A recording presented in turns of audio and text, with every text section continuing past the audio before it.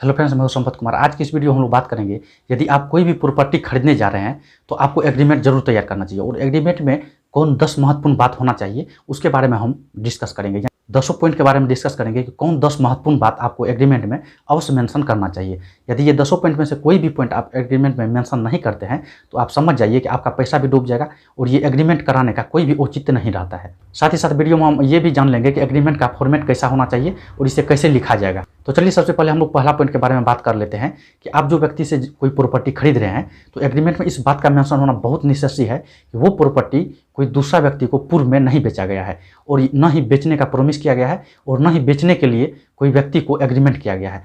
आजकल ऐसा बहुत देखा जा रहा है कि एक ही जमीन को 2 बार 3 बार बेचा जा रहा है और काफ़ी मुकदमा कोर्ट में चल रहा है, तो आपको इस चीज़ से बचना चाहिए। नेक्स्ट पॉइंट है कि उस जमीन पर कोई भी पूर्व में लोन नहीं लिया गया है। ठीक है, यदि लोन लिया भी गया है तो उस लोन का पूरा नो ड्यूज हुआ है कि नहीं, ये चीज़ को आपको वेरीफाई करना होगा और इस बात का मेंशन करना होगा कि एग्रीमेंट में कि लोन लिया गया है या नहीं। यदि लोन लिया गया है तो उसका आपको पड़ताल पूरा तरह से करना होगा कि वो लोन का नो ड्यूज है या नहीं है। ठीक है, नेक्स्ट पॉइंट है कि जो व्यक्ति एग्रीमेंट लिख रहा है वो स्वयं उस प्रॉपर्टी का मालिक है या फिर उसका कोई पूर्वज है या फिर कोई फरीक है, और उस प्रॉपर्टी पर जो व्यक्ति एग्रीमेंट बना रहा है वही खुद स्वामी है और उस प्रॉपर्टी पर कोई भी व्यक्ति का, दूसरा व्यक्ति का किसी भी प्रकार का कोई दावेदारी नहीं है।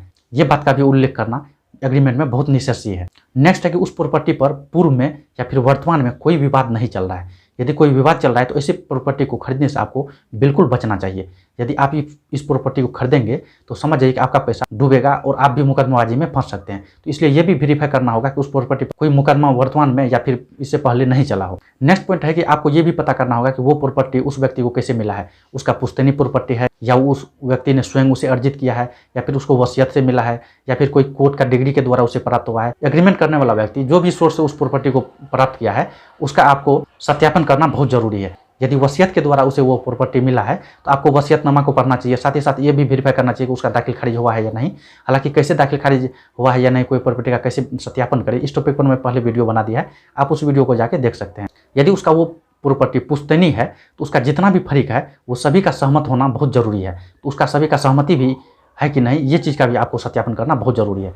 नेक्स्ट पॉइंट है कि आपका एग्रीमेंट पे जो जमीन आप खरीदने जा रहे हैं उसका खाता संख्या, खेसा संख्या, प्लॉट संख्या, थाना संख्या और चौहद्दी देना बहुत जरूरी है। चौहद्दी का मतलब हुआ कि जो प्रॉपर्टी आप खरीदने जा रहे हैं उसका पूर्व में किसका प्रॉपर्टी है, पश्चिम साइड में किसका प्रॉपर्टी है, उत्तर साइड में किसका प्रॉपर्टी है और दक्षिण साइड में किसका प्रॉपर्टी है। ये सभी बात का उल्लेख करना बहुत जरूरी है। कोई भी जमीन का जो पहचान होता है उसका चौहद्दी और मुख्य रूप से प्लॉट नंबर से ही पहचान होता है, तो इसलिए आपको ये चीज़ मेंशन करना बहुत जरूरी है। नेक्स्ट पॉइंट है कि उस प्रॉपर्टी को खरीदने के लिए आपने कितना पैसा पूर्व में पे कर दिया है उस बात को भी एग्रीमेंट में लिखना जरूरी है। साथ ही साथ रजिस्ट्री के वक्त कितना पैसा उसको दिया जाएगा इस बात का भी उल्लेख करना जरूरी है। साथ ही साथ उस प्रॉपर्टी को आप कितना रुपया में खरीदने का करार कर रहे हैं, यानी कि कुल कीमत उस प्रॉपर्टी का क्या है, इस बात को भी एग्रीमेंट में लिखना जरूरी है। नेक्स्ट पॉइंट है रजिस्ट्री का तारीख। एग्रीमेंट लिखते समय रजिस्ट्री का तारीख भी फाइनल होना बहुत जरूरी है, यानी कि कब वो प्रॉपर्टी आपके नाम ट्रांसफर किया जाएगा, इस बात का उल्लेख स्पष्ट रूप से एग्रीमेंट में होना बहुत जरूरी है। अब चलिए हम लोग बात कर लेते हैं कि एग्रीमेंट कितना रुपया के स्टाम्प पेपर पे बनाना चाहिए।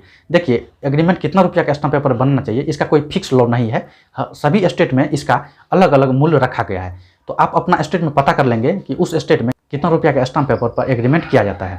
उस स्टेट में जो नियम लागू होगा, जो स्टेट में आप जमीन खरीद रहे हैं उसको आपको फॉलो करना होगा। उसके बाद इतना बात यदि आप एग्रीमेंट में लिखते हैं तो ये एग्रीमेंट काफ़ी बड़ा हो जाता है। तो ऐसी परिस्थिति में एग्रीमेंट में जितना पेज है वो सभी पेज पर एग्रीमेंट करने वाला का दस्तखत होना जरूरी है, यानी कि आप जो व्यक्ति से प्रॉपर्टी खरीद रहे हैं उसका हस्ताक्षर सभी एग्रीमेंट का पेज पे होना जरूरी है। आप नीचे में उसका हस्ताक्षर हर पेज पे करवाएंगे।